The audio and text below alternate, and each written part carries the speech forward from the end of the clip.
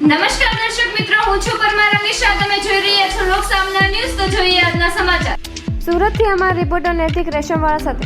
સુરત ઉમરા વિસ્તારની ઘટના. ડિવોર્સી માતાએ પુત્ર સાથે કર્યો આપઘાત. અગમ્ય કારણસર કર્યો આપઘાત. ઘટનાની જાણ થતાં આસપાસના લોકો પુત્રને લઈ હોસ્પિટલ દોડ્યા, પરંતુ ફરજ પર હાજર ડોક્ટર હોય તેને મૃત ઘોષિત કર્યો.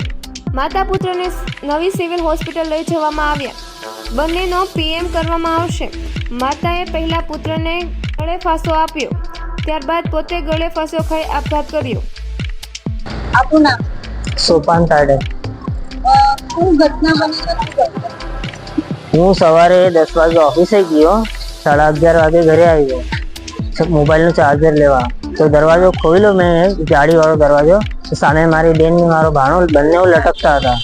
બાજુવાળાને જાણ કરી, એ લોકોએ મારી હેલ્પ કરી પેલો લોખંડનો દરવાજો તોડવા.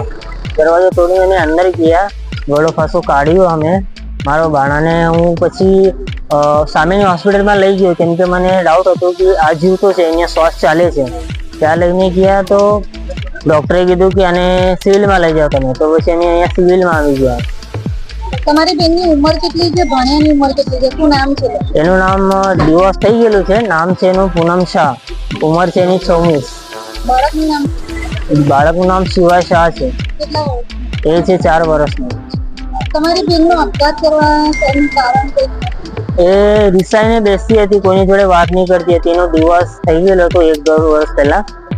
કઈ આજે સુસાઇડ થઈ ને 2-3 દિવસથી કોઈની જોડે કઈ વાત નહીં કરતી હતી. એકલી રહેતી હતી. કેટલા સમય પહેલાનો મેરેજ ને તો 5 વર્ષ થઈ ગયા ઓલમોસ્ટ. કેટલા સમયથી દિવસને 1 થી 1.5 વર્ષ થઈ ગયેલા છે. શું લાગે છે કયા કારણ? કારણ તો હવે અત્યારે હું કહી નહીં શકું. એકચ્યુઅલી પ્રોબ્લેમ છે ખબર નથી મને.